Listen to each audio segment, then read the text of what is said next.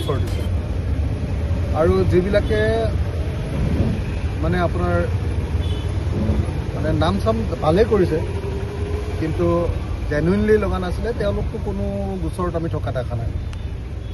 আজিৰ দিনতো আপোনালোকে নিশ্চয় দেখিছে যে বেছিভাগ ঠাইতে অকল কৃষক মুক্তি মানুহকেইটাই বেছিভাগ নহয়নে খুব কম আৰু দুটা এটা সংগঠন আছে কিন্তু বেছিকেলি কৃষক মুক্তি সংগ্ৰাম সমিতিৰ লগত জড়িত মানুহখিনিকে গোচৰবিলাক জাপি দিয়া হৈছে।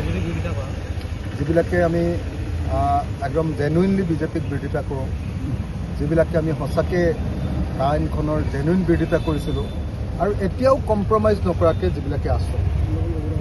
আজিৰ দিনটোত যদি গভৰ্ণমেণ্টৰ লগত যদি কম্প্ৰমাইজ কৰি দিলেহেঁতেন মোৰ 165টা গোচৰ, তাৰ ভিতৰত বাৰু 40টামান শেষ হৈছেগৈ।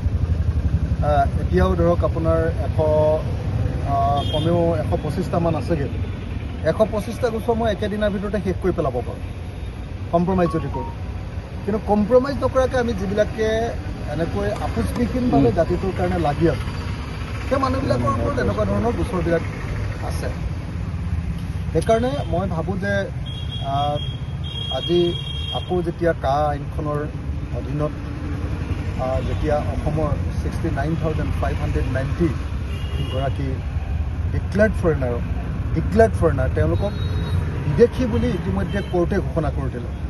ডিক্লেয়াৰ্ড ফৰেনাৰ হিন্দু বেংগলী তেনেকুৱা বাংলাদেশী বুলি কয় যাক হিন্দু বাংলাদেশী এনেকুৱা 69,590 গৰাকী মানুহ যাক ডিক্লেয়াৰ্ড ফৰেনাৰ অৰ্থাৎ কোৰ্টে কৈ দিলে যে তেওঁলোক বাংলাদেশী হয়, তেওঁলোক বিদেশী হয়, সেই মানুহবিলাকক এতিয়া নাগৰিকত্ব দিব খুজিছে।